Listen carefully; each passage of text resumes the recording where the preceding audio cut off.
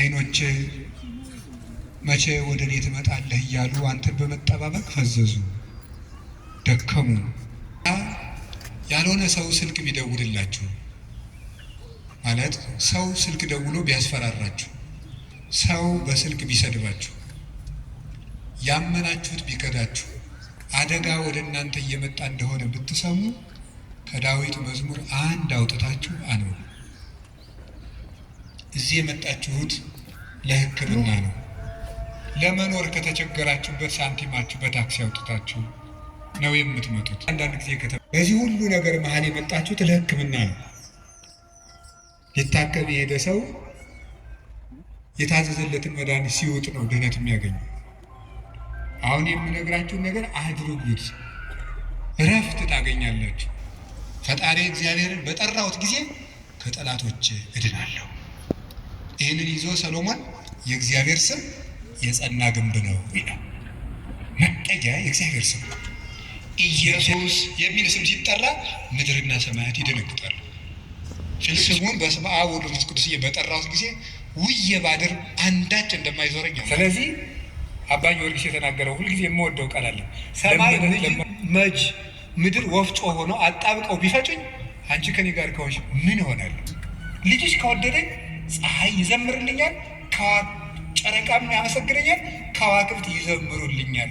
በእኔ ላይ ማንም በጠላትነት መነሳት አይችልም ይላል አባ ጊዮርጊስ። ይህ አይደለም መንፈሳዊ መጀመሪያ ከጸሎት ጀምሮ። ስለዚህ የመጀመሪያው አንድ ምዕራፍ መጽሐፍ ቅዱስ በቀን አንብቡ።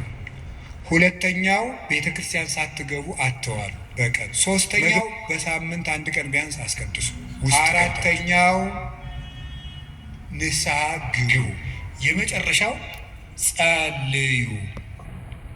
ሳትጸልዩ አትብሉ፣ ሳትጸልዩ እቤት አትውጡ። የጨለመብን ነገር ሁሉ በትንሣኤው ብርሃን ያርቅልን። ለተጨነቁ ሁሉ መድኃኔዓለም ሰላምን ይስጥልን። አቤቱ ጉልበቴ ሆይ እወድሃለሁ። ወስብሐት ለእግዚአብሔር። ይጠብቅልን። ኦርቶዶክሳውያን እንወደውታለን፣ እናከብረውታለን። ዝቅታዬም ያልፋል፣ እግዚአብሔር ብቻ ከኔ ጋር ይቀራል። ባለውለታዬ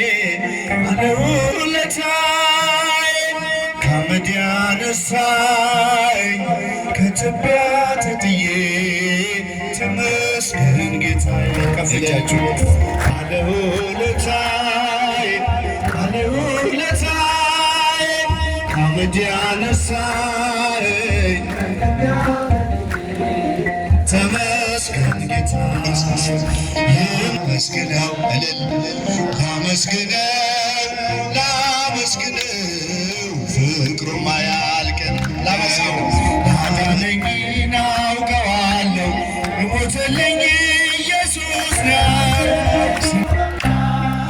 ሰላም ለአገራችን ይላክልን ቸሩ አምላካችን ለዓለም ፍጻሜያችንን ያሳምርልን። የቅዱሳን ጸሎት፣ የድንግል ማርያም ረድኤት፣ የጌታችን የመድኃኒታችን ኢየሱስ ክርስቶስ ፍጹም ክብሩና ጸጋው ከእኛ ጋር ይሁን። አባታችን ሆይ